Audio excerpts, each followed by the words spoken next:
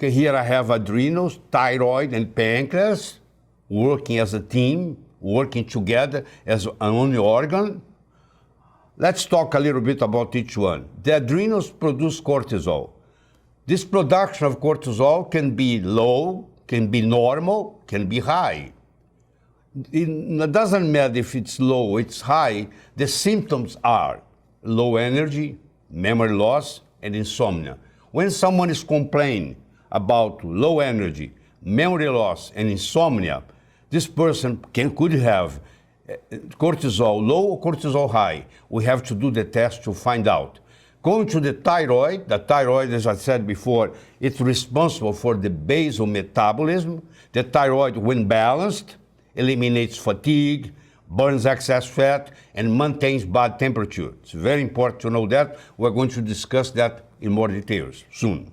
And pancreas, finally the pancreas.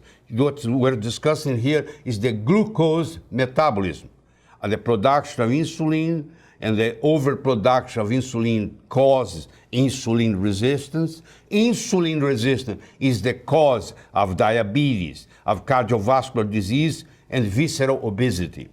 And the World Health Organization recently created a new disease that's called diabesity. What is diabetes? Is the summatory of diabetes plus obesity. When you have a patient that is diabetic and obese at the same time, this patient has a disease called diabesity. Okay? The question that's important now to answer is, where is the predominant function? Could be that the three are working badly, inadequately. But which one is the most? Which one is the one that we have to worry more? It's about the adrenals, it's about the thyroid, it's about the pancreas. Where the assault started. The assault started at the adrenals, the assault started at the thyroid, the assault started the pancreas. So, first of all, we have to understand the function, specific function of each one. The specific function of adrenals is first to produce cortisol, the major hormone that the adrenals produce. This cortisol is responsible, direct or indirectly, by the metabolism of proteins, carbohydrates, fats, nucleic acid. It's a very potent anti-inflammatory, and as a matter of fact, it's very much used for this purpose as an anti-inflammatory, and is involved in the energy production.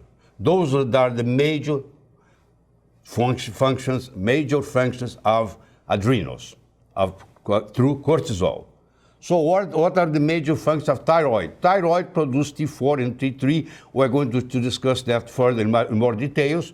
It's responsible for the basal metabolism, protein synthesis, growth, nervous system development, and thermoregulation. Pay attention to this, very important.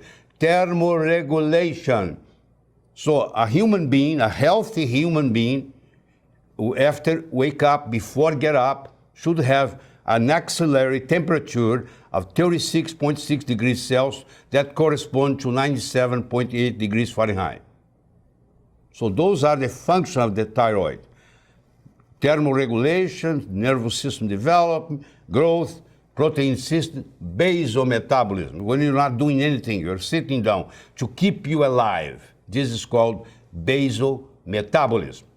And finally, the pancreas through insulin. Insulin converts glucose into glycogen. Insulin facilitates cellular glucose intake. If there is an insulin resistance, there will be an accumulation of glucose extracellular in the blood, not being able to get into the cell.